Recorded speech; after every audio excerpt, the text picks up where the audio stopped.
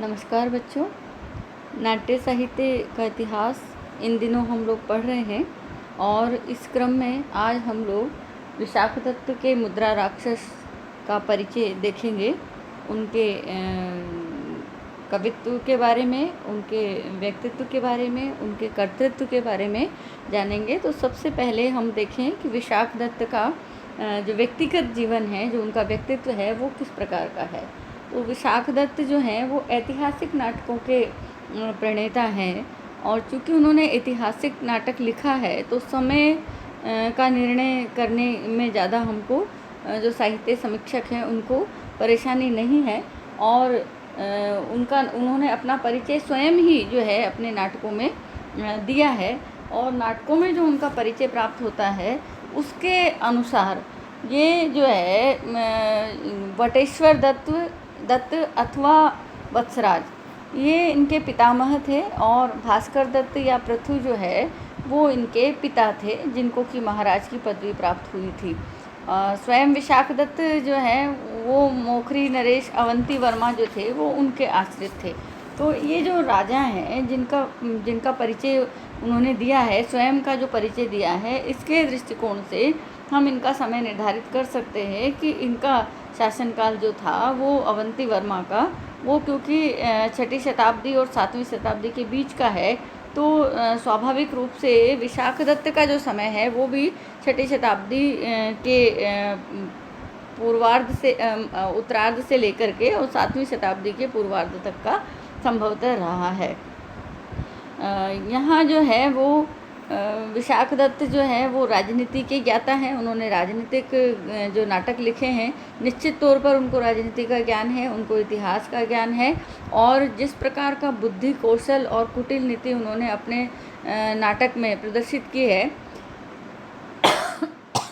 Sorry, उससे ये लगता है कि उनको राजनीति और कूटनीति का भी गहरा ज्ञान है, उनको न्याय और दर्शन का गहरा ज्ञान है। उनके नाटकों से ये पता लगता है कि वो बौद्ध धर्म में के प्रति उनका उदार दृष्टिकोण था, जैसा कि जैन दर्शन के प्रति उनका उतना उदार दृष्टिकोण नहीं था। यदि हम उनके ये तो हुई उनके व्यक्तिगत परिचय की बात, लेकिन यदि हम उनके जो है कर्तृत्व की बात करें तो उनके 3 नाटक जो हैं वो प्राप्त होते हैं। पहला मुद्रा राक्षस है जो उनका बहुत प्रसिद्ध नाटक रहा है। दूसरा जो नाटक है उनका देवी चंद्रगुप्त है और तीसरा जो नाटक है वो अभिसारिका वंचितक जो है वो चारुदत्त की कथा पर आश्रित नाटक है उनका। तो ये 3 जो है उनके ऐतिहासिक नाटक हैं और इतिहास से संबंध रखने वाले नाटक हैं। जो यहाँ जो है वो पहला जो नाटक है वो चंद्रगुप्त मौर्य का है, जिसको हम थोड़ा सा विस्तार से देखेंगे क्योंकि उनका प्रसिद्ध ग्रंथ है। दूसरा जो नाटक है वो चंद्रगुप्त द्वितीय से रिलेटेड है और तीसरा जो है वो वत्सराज उदयन के जीवन से संबंधित है। तो मुद्रा राक्षस इन तीनों नाटकों में बहुत प्रसिद्धि को प्राप्त किया है और वो अपनी जो विलक्षणताएं हैं उनके दृष्टिकोण से प्रसिद्ध है। उनकी विलक्षणताओं के बारे में हम बाद में बात करेंगे।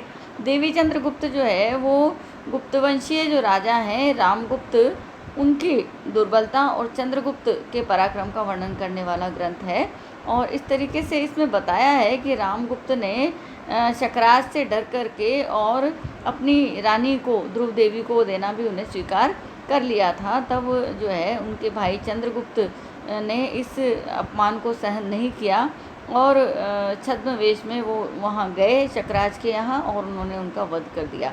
ये ऐतिहासिक घटना जो है वो हर्षचरितम में जो है उल्लेख आया है इसका और राजशेखर ने भी काव्य मीमांसा में, नाट्य दर्पणकार ने अपने ग्रंथों में इनका वर्णन किया है, इसका उल्लेख किया है।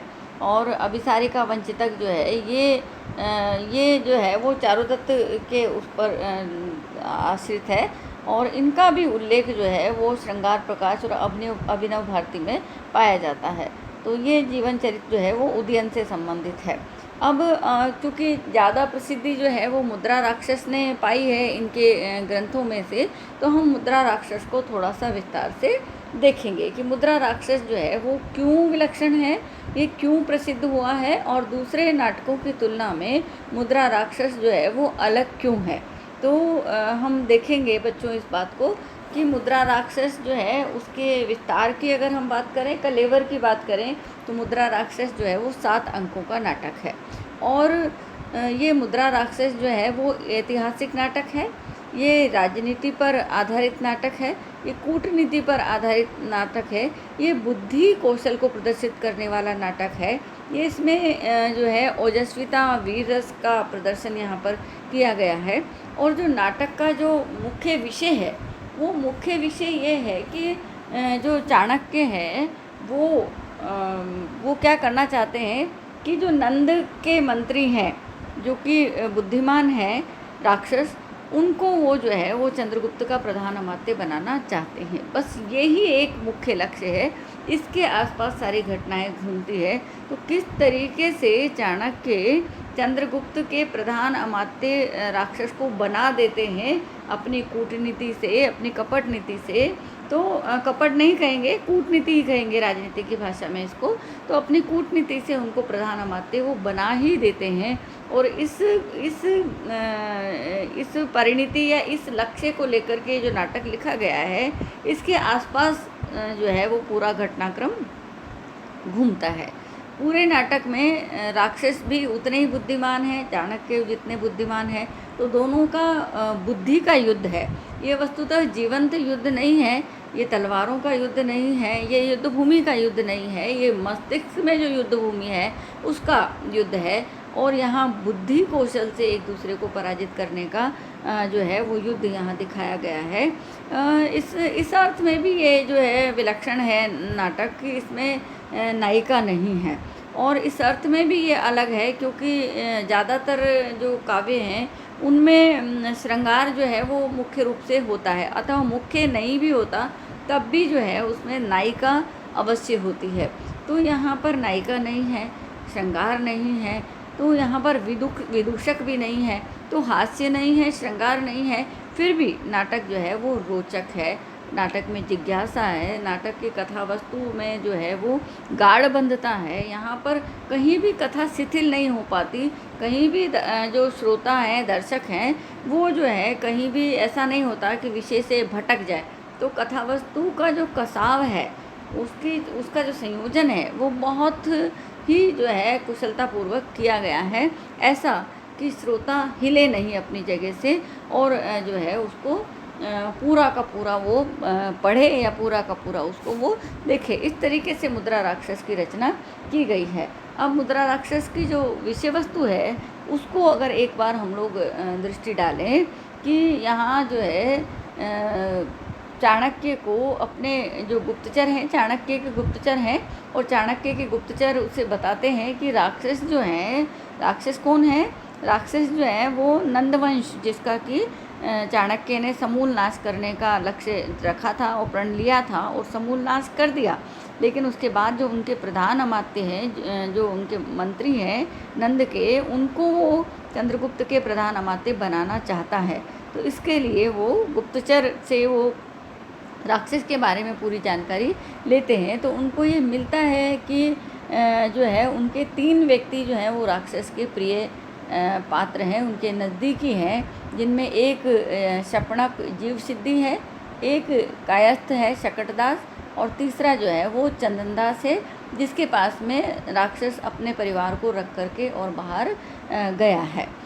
चाणक्य को कहीं से एक राक्षस की एक मुद्रा जो है वो मिल जाती है और वो शकटदास से एक कूटलेख लिखवा लेता है और उसे उस मुद्रा से मुद्रांकित करवा देता है। तो ये जो मुद्रांकित लेख है, ये जो मुद्रा है, यही राक्षस की पराजय का कारण बनती है। इसीलिए इस नाटक का नाम जो है वो मुद्रा राक्षस रखा गया है, क्योंकि ये जो चाणक्य का जो लक्ष्य है उसकी प्राप्ति में ये जो मुद्रांकित लेख है ये बहुत मजबूत माध्यम बनता है। इसलिए ये इसकी मुख्य घटना है, इसकी केंद्रीय घटना है, और इस केंद्रीय घटना के आधार पर इस नाटक का नामकरण किया गया है। और इस तरीके से ये पहले अंक का विषय वस्तु है। अब इसके बाद जो दूसरा अंक है उसमें ये बताया है कि चंद्रगुप्त को मारने के लिए राक्षस योजना बनाते हैं और कुसुमपुर में वो प्रवेश करते हैं। लेकिन चाणक्य चूँकि जागरूक है, सजग है, तो उनकी ये योजना सफल नहीं हो पाती। तीसरे अंक में कौमुदी महोत्सव की एक रोचक घटना है। तो कौमुदी महोत्सव मनाया जाता है, शारदीय पूर्णिमा को मनाया जाता है, परंतु चाणक्य जो है राज आज्ञा का उल्लंघन करता है और जिसे कहें कि युद्ध उनसे ये दिखावा करता है कि उनका उनसे जो है वो जिससे कपट युद्ध जो है वो चलता है। तो यहाँ जो है चौथे अंक में राक्षस को पता लगता है कि उसकी जो योजना है वो विफल हो गई है और वो तो नंदवंश के सिंहासन पर जहाँ चंद्रगुप्त है वो मलय केतु को बिठाना चाहते हैं, चंद्रगुप्त को हटा करके, और मलय केतु स्वयं ही राक्षस के पास आता है, अपने पिता के आभूषण उनको देता है और जो है ये मुद्रित लेख और आभूषण पेटिका के साथ में सिद्धार्थ तक पकड़ा जाता है। जब पकड़ा जाता है तो मलय केतु को लगता है कि राक्षस जो है वो चंद्रगुप्त से मिले हुए हैं, वो उनका हित चाहते हैं, इसलिए वो राक्षस से अलग हो जाते हैं। जब वो राक्षस से अलग हो जाते हैं तब जो है वो मलय केतु पकड़ा जाता है अपने सहयोगी राजाओं के साथ। अब उसके पश्चात राक्षस को पकड़ने के लिए चाणक्य की कूटनीति प्रारंभ होती है।